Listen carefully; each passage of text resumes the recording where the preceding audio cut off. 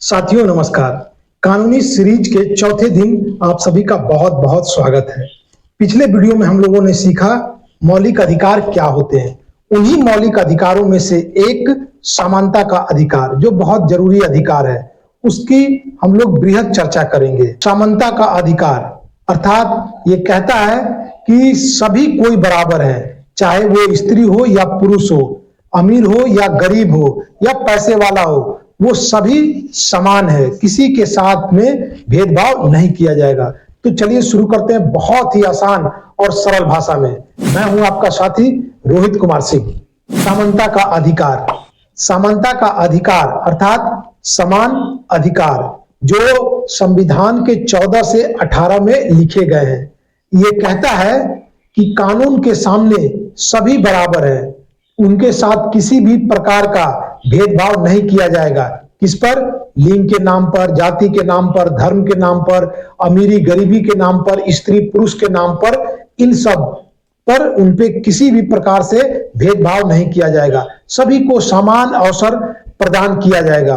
अर्थात ये ऐसा समानता का अधिकार एक ऐसा अधिकार है जो एकजुटता लाता है, समाज में एकजुटता की नींव रखता है और समाज में सभी वर्गों के बीच समरसता काबिज करता है।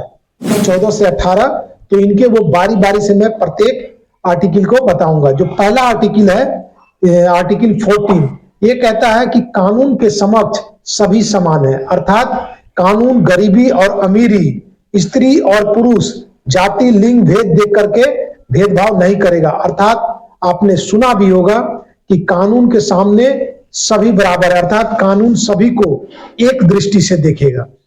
फिर है भेदभाव का निषेध, जो कि आर्टिकल 15 में बताया गया है कि धर्म, जाति, लिंग के आधार पर किसी भी व्यक्ति के साथ में कोई भेदभाव नहीं किया जाएगा।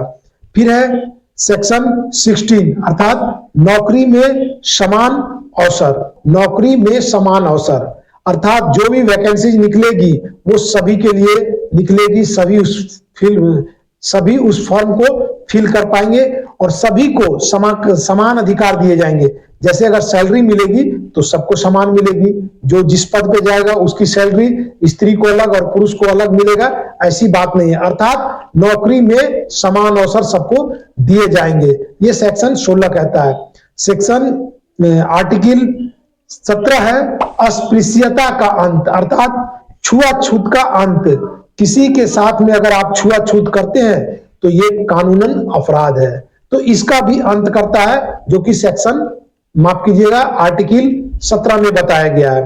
और फिर है आर्टिकल 18 जो कहता है उपाधियों का अंत। उपाधियों का अंत मतलब अब भारत में राजा और रानी की तरह उपाधि नहीं दी जाएगी। तो इस तरह से ये कहता है कि उपाधियों का अंत, और ये सब क्या है? समानता के अधिकार है। ये क्या काम करता है? सभी के साथ में एकजुटता लाता है। अगर भेदभाव नहीं रहेगा तो क्या होगा? सभी के साथ में एकजुटता आएगा। समानता का अधिकार क्यों जरूरी है?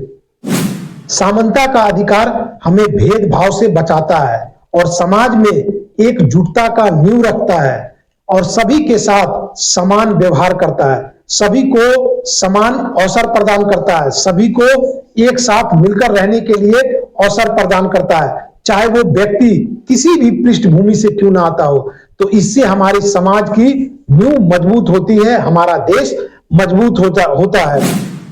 अगर कोई आपके अधिकार को छीने, आपके अधिकार का हनन करे तो आप कोर्ट जा सकते हैं। मान लीजिए किसी व्यक्ति के साथ उसके बच्चे का एडमिशन जाति के नाम पे नहीं हो रहा है, अर्थात यहाँ पे समता के अधिकार का हनन होता है, तो आप कोर्ट जा सकते हैं। ठीक वैसे ही अगर कोई कंपनी केवल पुरुषों को नौकरी दे और स्त्रियों को न दे तो यहां पर भी समता के अधिकार का हनन होता है, तो भी आप कोर्ट जा सकते हैं। तो हमने देखा कि इन सब मामले में समता का अधिकार कितना जरूरी है। तो दोस्तों हम लोगों ने देखा कि समता का अधिकार कितना जरूरी है।